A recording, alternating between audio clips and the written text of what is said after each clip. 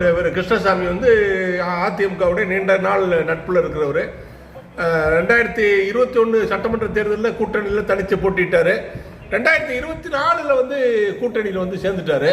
சேர்ந்திருந்தாலும் இந்த கூட்டணியில் வந்து சேர்றதா ரொம்ப வந்து அவளோட இருந்தார். இந்த கூட்டணியில் தான் போட்டியிடணும் அப்படின்ட்டு வளர்ந்த வளரும் கட்சி. நான் சின்ன கட்சின்னு கூட சொல்ல விரும்பல. வளரும் கட்சிகளோட நிலை வந்து இதுதான்.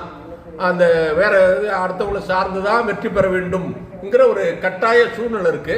அதனால அந்த கட்டாய சூழ்நிலை இருந்தனால இப்போ வந்து இது எப்படி இருந்தாலும் வந்து அதிமுகவில் வந்து கூட்டணி சேர்ந்து அது போட்டியிட்டு சட்டமன்ற உறுப்பினர் ஆயிடணும் அப்படின்னு நினைக்கிறாங்க.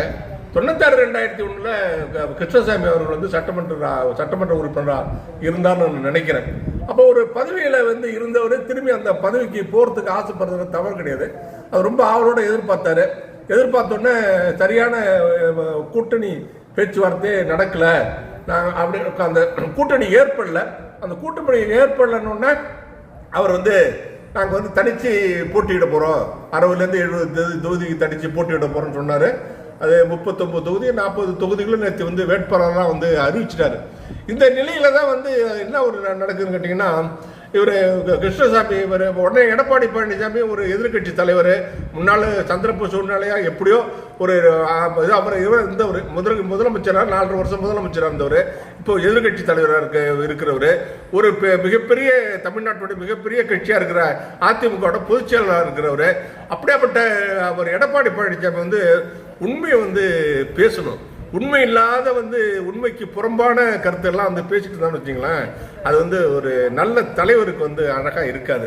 இப்போ இவர் வந்து என்ன சொல்லிட்டாரு, நான் வந்து அந்த கட்சியோட கிருஷ்ணசாமி கட்சியோட நாங்கள் வந்து பேச்சுவார்த்தை நடத்தலை அப்படின்னு சொல்லி இவர் வந்து சொல்லிட்டாரு.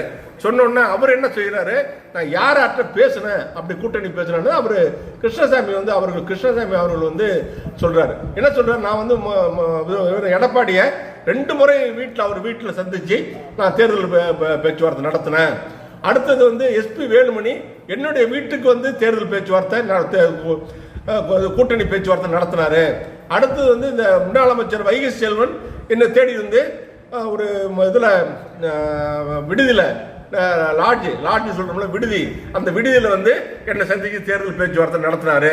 இவ்வளதையும் நடத்திட்டு முழு பூசணிக்காயை இலசோத்தில் மறைக்கிற மாதிரி அவர் எடப்பாடி பழனிசாமி பொய் சொல்றாரு அப்படின்னு சொல்லிட்டு அவர் வந்து பகிரங்கமாக வந்து பத்திரிகைகளுக்கு வந்து இது கொடுக்குறாரு. இதனால என்ன தெரியுதுன்னு கேட்டிங்கன்னா, உண்மையை வந்து என்னைக்கும் வந்து மறைக்க முடியாது. உண்மை வெளில வந்துடும். நம்ம வந்து நேர்மையானவங்கிறத காட்டிக்கணும். நம்ம நேர்மை தன்மை வந்து மக்கள் வந்து நம்ம ஏன்னா ஒரு பொது வாழ்க்கையில் இருக்கோம், மக்களுக்கு பணி செய்ய போறோம்னு சொல்றோம். அவன்